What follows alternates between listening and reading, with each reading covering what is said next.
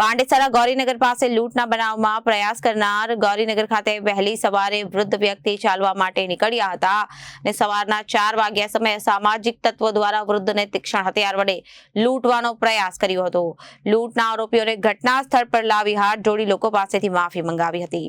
પાંડેસરા ગૌરીનગર પાસે લૂંટનો પ્રયાસ કરનાર ગૌરીનગર ખાતે વહેલી સવારે વૃદ્ધ વ્યક્તિ ચાલવા માટે નીકળ્યા હતા અને સવારના 4 વાગ્યા સમયે અસામાજિક તત્વો દ્વારા વૃદ્ધને તીક્ષ્ણ હથિયાર વડે લૂંટવાનો પ્રયાસ કરવામાં આવ્યો હતો। લૂંટના આરોપીઓને ઘટના સ્થળ પર લાવી હાથ જોડી લોકો પાસે પોલીસે માફી મંગાવી હતી અને ઘટના સ્થળે આરોપીઓને લાવી રિકન્સ્ટ્રક્શન કરવામાં આવ્યું હતું, એટલે કે વરઘોડો કાઢી કાયદાનું પાઠ ભણાવવામાં આવ્યું હતું। પાંડેસરા વિસ્તારમાં ગુનો કરશો તો આ પ્રમાણે પોલીસ દ્વારા કાર્યવાહી કરવામાં આવશે તેમ પાંડેસરા પોલીસ દ્વારા મેસેજ લોકોને આપવામાં આવ્યો હતો। Pandesara police inspector second PI Chavda સાહેબ દ્વારા ગુના કરતા અસામાજિક તત્વોને મેસેજ આપવામાં આવ્યો હતો કે કાયદામાં રહેશો તો જ ફાયદામાં રહેશો। પાંડેસરા પોલીસે ગણતરીના કલાકોમાં આરોપીને ઝડપી વધુ તપાસ હાથ ધરી હતી।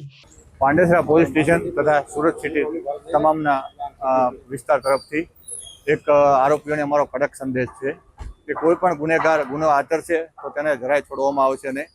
તેમના કાયદેસરની કાર્યવાહી કરવામાં આવશે, પુરાવો એકત્રિત કરી ચાર્જશીટ કરી નામદાર કોર્ટમાં રજૂ કરવામાં આવશે અને એને સખતને સખત સજા કરવામાં આવશે। જે સાહેબ આ ઘટના જે છે વહેલી સવારની વૃદ્ધ ઉપર જે છે એના પર જે આ રીતનો ઘટના સામે આવી છે એના પર એમને કોઈ ઈજા થઈ છે ખરી? એમને ઢીકમુક્કીનો માર મારવામાં આવેલો હતો અને ચપ્પુને એવું બધું દેખાડવામાં આવેલું હતું, જે બાબતની અમે કાયદેસરની કાર્યવાહી કરી એફઆઈઆર દાખલ કરવામાં આવી।